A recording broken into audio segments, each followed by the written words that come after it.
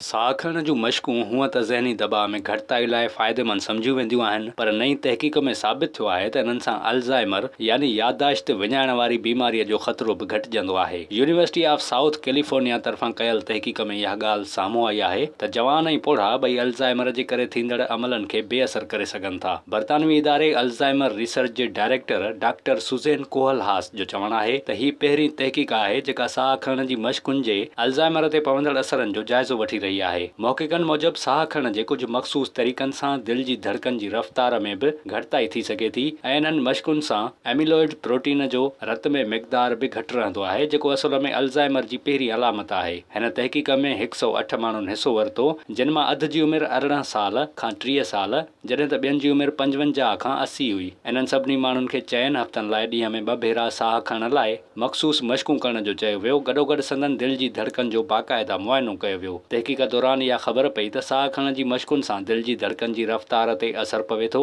ऐं हर मश्क दौरान दिलि जी धड़कन में तब्दीली ॾिठी वई। 4 हफ़्तनि जी तहक़ीक़ में इहा ॻाल्हि वाज़े थी त इन्हनि मश्कुनि सां रत में मिलंदड़ एमिलॉइड बीटा पेप्टाइड्स प्रोटीन ऐं ताऊ प्रोटीन जे मिक़दार में घटिताई आई। एमिलॉइड बीटा पेप्टाइड्स ऐं ताऊ प्रोटीन अल्ज़ाइमर जी बीमारी जो अहम सबबु हूंदा आहिनि। एमिलॉइड बीटा पेप्टाइड्स हिकु अहिड़ो प्रोटीन आहे जंहिंजे दिमाग़ में मिक़दार वधण ऐं गॾु थियण सां दिमाग़ खे नुक़सानु पहुचे थो ऐं इंसान अल्ज़ाइमर बीमारी जो शिकार थी सघे थो। अल्ज़ाइमर हिकु अहिड़ी बीमारी आहे जंहिंजो इलाज अञा ताईं मुमकिन नाहे थी सघियो। इहा बाद में डेमनीशिया में तब्दील थी वेंदी आहे। डेमनीशिया सां न रुगो याददाश्त मुतासिर थींदी आहे, पर जिस्मानी उज़वनि जी कारकर्दगी बि कमज़ोर थी वेंदी आहे। साह खणण जो तरीक़ेकार दिलि जी धड़कन ते असरअंदाज़ थींदो आहे, जंहिंजो सिधी रीत असर न रुगो असांजे एसाबी निज़ाम ते आहे, पर दिमाग़ जे प्रोटीन पैदा ऐं ख़ारिज करण जे तरीक़ेकार खे बि मुतासिर करे थो। विज़िट कयो अवामी आवाज़ मीडिया ग्रुप जी वेबसाइट awamiawaz.pk